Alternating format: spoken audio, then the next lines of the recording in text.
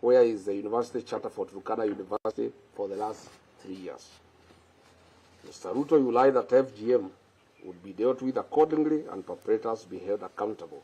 Today, the prevalence of FGM in Marsabit County is at 83%, ranking Marsabit County as the third highest country in Kenya in FGM prevalence. I hope you understand what this means to women and girls of Marsabit as they look forward to exploiting their full potential. Why lie to women? Between 4th and 7th February 2025, William Ruto toured Mandera, Wajir, Isiolo, Marsabit, and Garissa counties. And as usual, a cocktail of promises, deceit, and open lies, as he'll be doing in the next 3 days as he heads to the north. On 4th February 2025, in Mandera town, he promised to end marginalization and inclusive development. A year later, Mandera County has no roads, no sewage system, the drought is killing camels, the children of Mandera study at the trees. He keeps on as allies, leaders of the Mandera who still work for the people. The people who have impoverished Mandera are his buddies and political allies. He further promised to put Mandera on the national grid through Ethiopia. To date, Mandera gets electricity on ration basis once in every 24 hours. The president promised to put 1.2 million acres of land in Mandera Triangle along River Daua under irrigation. To date, no progress has been reported. On the same date, at Mandera Teachers Training College, he promised improvements in educational infrastructure and increased teacher recruitment in Mandera Northeastern region. On security and counter-terrorism commitment, William Ruto promised to protect residents and combat insecurity. He promised to and fight terrorism in Mandera after high-profile abduction is chiefs before his visit. Interestingly, 5 months ago, Jubaland forces occupied almost half of Mandera town, and Ruto has never commented on this matter. On regional connectivity and infrastructure, William Ruto promised to expand Mandera's road and energy connectivity.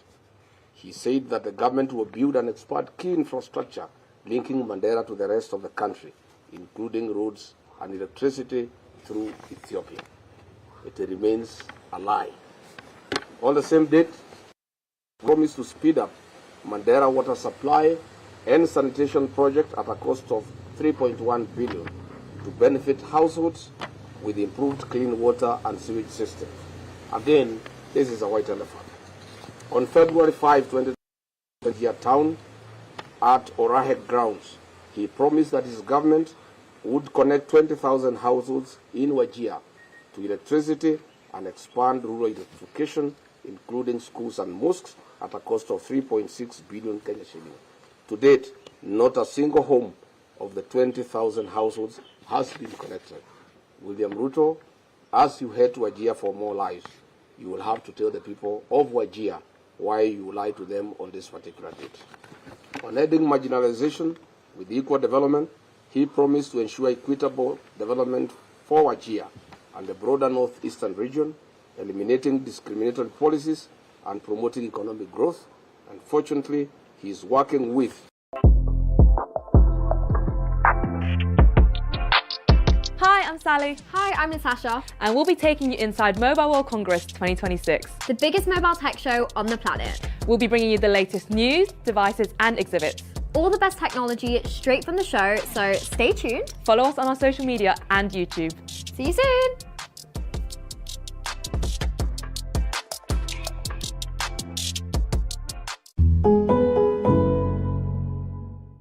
Progress. On 31st of February 2024, William Ruto, while in Marsabit County, launched the following projects. Periodic maintenance of Marsabit A2, Orange House, Kiwanja Dege Primary School, and A2 to Mata Arba A2 Road, which is 5 kilometers. Today, there is no progress. He launched again another project of 42 million Kenya shilling for periodic maintenance of Marsabit Bypass Road to be completed within 9 months. Again, It's now 2 years. William Ruto launched the periodic maintenance to Shauri Yako Marsabit Road at a cost of 17 million. This was to be done within 9 months. 3 years later, there's no progress. In Isiolo County, on 11th April 2023, while breaking the fast with the Islamic community, he lied that Isiolo, Kulamawe, Modogashe Road will be upgraded to bitumen standards. Again, it remains a lie. Again, under his leadership, the 9.4 billion Isiolo-Garissa Road, unassociated to all weather roads, remain stalled. Further, the Isiolo town water and sewage infrastructure at a cost of 7.5 billion remains a white elephant. The construction of new Tana River Bridge along A3 Road and Approach Road of 2.9 billion elephant. In Wajir town, the town with no power supply, 63 years after independence, William Ruto has made the following promises, which remains delusional. Water plants at Ajawa, Abdiwako, Kwara, Badibidan, Alanas, Asewaji, Bojigaras, Lehele, Sheba, Abakwifin, Abakwida, Dagale, and Sharifa. Water projects in Habasweni, Buna, Wajia, supply, Elnuna, Tulatula, rehabilitation of Tabaji water supply, Kusini water supply, Dentalai water project, Elders and Nole water supply. These remain lies to the people of Wajir. In terms of irrigation projects, he has promised Wajir South Cluster, Mansa, among others. Note that the above water projects are worth billions of shillings, and Mr. These projects moving. As you go to Wajir, tell the people of Wajir why you lied to them and why you have come back when you have not implemented what you promised them. As we speak today, Wajir Level 5 Hospital and Griffithville Level 4 hospitals have no sterilization and surgical sets, leave alone having reliable power supply. William Ruto, with the governor of Wajir, you may need to explain this to the people of Wajir. The construction and upgrading of bitumen standards of the following roads in Wajir County remain a campaign lie and tool for William Ruto. Habaswen Township, Elders Township roads, Butte Town roads, construction of Wajir bypass, drift on Lokole Elders Road, and the Habasweni Mosque Waterpoint Road. Your poetic road of Ramu, Gari, Elwak, Kobo, Kotulo, Tarbaj, Wajir, Samatar, Modogashe, Isiolo, tell us why majority of the sections are stored for the last 3 months and workers have never been paid their money to be able to continue with the construction. Tell the people of Mandera why power is being supplied once in every 24 hours. You must say what is happening at the Mandera Kenya Power Station. Finally, William Ruto, on 4th November 2023, in Lamu County, Kizingitini, Pate Island, you lied that Kenya shilling 700 million was available for construction of Mutagawada Siu Road. People are still waiting. Where is the 1 billion shillings for the development and equipping of 9 fishing lodge sites for Mukowe in Lamu, a lie you told on 27th August 2023? Good people, that's where we are. We wanted to tell William Ruto as he goes to the north. The problem of northern Kenya is a problem of accountability. Theft of public resources by leaders that he wines and dines with. He is going to be with those leaders in military choppers, blowing dust and wind to hungry population with no water and food. I would like to ask him to carry food and water for the people of northern Kenya. All the blankets, food and non-food items being used in central Kenya in Nyandarua. Trucks of rice and beans being taken to people who have food, who have potatoes, who have carrots. This food is required in northern Kenya. So that is why I called this press conference. Then William Ruto, before he goes to the north, these answers for the people of northern Kenya, because it is to cheat populations. These people are dying, they are hungry, they have no water, they have no food, they have no medicine, their animals are dying. And then you go to dance with them and lie to them all. Asanteni sana. Any question? Yes, citizen. My name is Emmanuel. Just a few questions. Number one, the region has always. What do you say about that? Because they have been marginalized according to them. Number two, this is the first time that you're having a presser after the changes at IBC. Are you okay with the person who is acting now?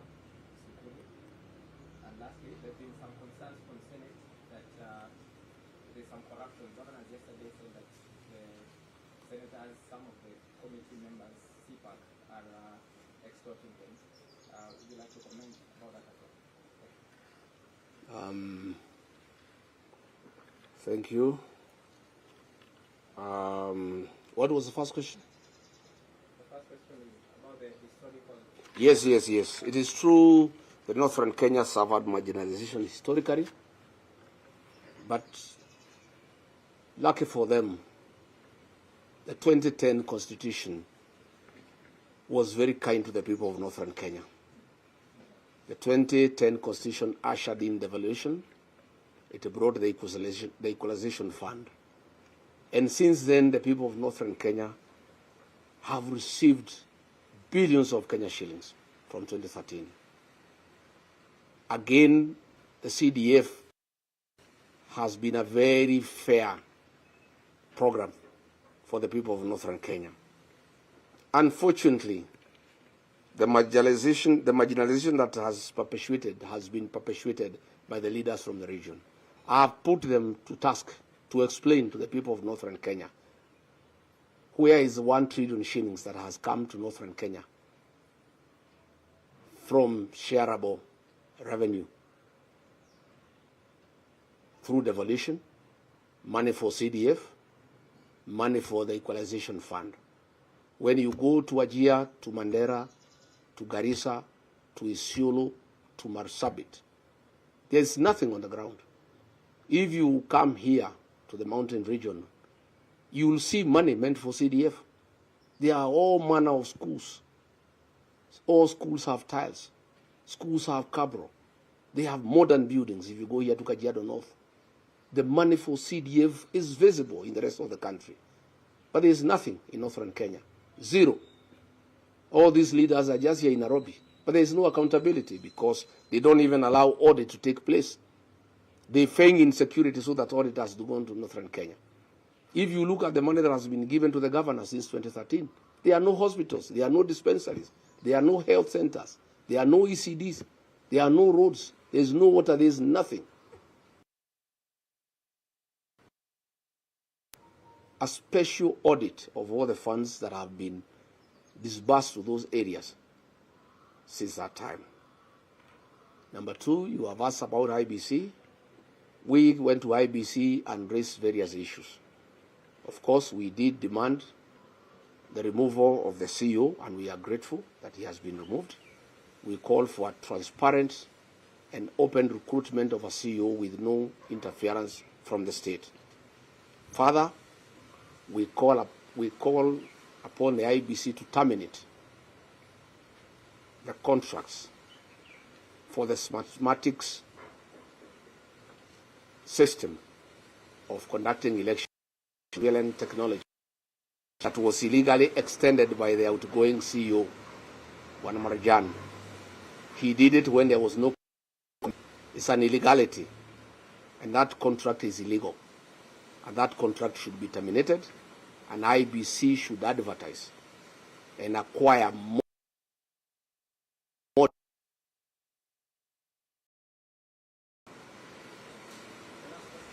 On. Yes. Most of these complain of extortion. why they are being is extorted, especially the ones from northern Kenya. They have stolen all the money meant for the people. So I gather the senators are reasoning that since they have stolen from the people, they need to steal from them. Of course, two wrongs don't make a right. Of course, the Senate and the National Assembly has been a theater of corruption. When I was being hounded out of office, the senators who hounded me out of office were given 10 million shillings each, and others 20 million. It's a den of corruption. And so is the National Assembly. And by extension, all public institutions. So this is something that we intend to correct when we form government. The United Opposition intends to deal with corruption head-on because it's the greatest challenge that we have as a country. We have a very, very serious challenge where we even have budgeted corruption and where corruption has been institutionalized and people don't find it anything wrong. Again, William Ruto has really encouraged people to practice corruption. He is bribing people in the loans of State House openly when everybody can see. He calls people and gives them bribes. So once the president has shown that bribery is a way of life, the senators have learned from him because he also started by bribing them. So when he is not available to bribe them, they have to be bribed by somebody else. And so bribery has become a normal way of life in this country, and it has been perfected by William Ruto. He is shamelessly, with his deputy, going around in the country with sacks of money stolen from institutions like Kenyatta National Hospital to bribe people for re-election. And therefore the senators, the MPs, the police, the administrators, everybody is learning from the best. William Ruto is the one who has perfected bribery as a way of life. And therefore everybody has learned from him. And that is the country now that we have. And that is why we are preparing for the next election to correct this situation by removing from office and bringing a government that is transparent and accountable. Yes? Yes, there's the Apollo 2047. There's a petition in court to stop political meetings in State House. What's your reaction to that? Number two, how far have you gone with plans in search of the United Opposition Frontiera, and are there any planned meetings coming up? Number three, you promised to name the Witima Church attack suspects. How soon are you going to name them? And number four is... Too many questions. Because I have one, we agree with that petition. State House has become a crime. Instead of being a coveted institution where goods are conceived and pronounced, it has become the center. It has also is no longer a national institution that looks after the people of Kenya. It is now the headquarters for UDA party and the election of William Ruto. William Ruto has abandoned government. He's not running the government anymore. He's just thinking about the election. So State House is a campaign scene, and again a scene of corruption and bribery. We are committed to have one single presidential candidate to face William Ruto. We want to ask patience from the people of Kenya. Coalition building is a delicate affair, but the people of Kenya have been very clear to us that they want one candidate to face William Ruto, and we want to give them that commitment. On my part, I want to give that commitment. And when I listen to my sister Mother Karua and my other brothers in the alternative government, they are all committed that we shall have one single presidential candidate to face William Ruto. What I want to ask is patience, and there is no hurry. Mwai Kibaki, the third president of the Republic of Kenya, was named as the opposition flag bearer on the 14th of October 2022, when the election was on 27th December the same year. 2 months, 13 days apart. There's no hurry. We can take our sweet time. If you ask me, we should not be in a hurry. Anything from March, April next year is good enough. We told the IG Kaja that we shall go back on the 16th. for a report. We want to hear from him. I have information William Ruto has said those people should not be taken to court because he will be indicted. And he will be shooting himself in the foot because they are actually policemen and politicians very close to him. The investigations have actually unearthed all the police officers who were on the scene and the politicians who hosted them and who planned the attack, but there will be a very serious cover-up. I have information that William Ruto has said that he would not allow the prosecution of those politicians and those policemen because his government will be right in the center of it. But let's cross the bridge when we get there. We'll go to see the IG on the 16th. He promised us that he'll give us progress report, and we told him we want arrest and prosecution by then.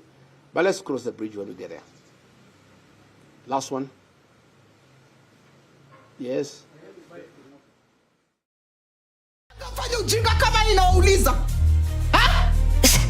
Yani mnanibebaje kusema tu kweli? How do you keep your toilets clean? I use normal detergent and bleach for washing. The detergent and bleach cleanless can leave behind yellowness, rust, and germs.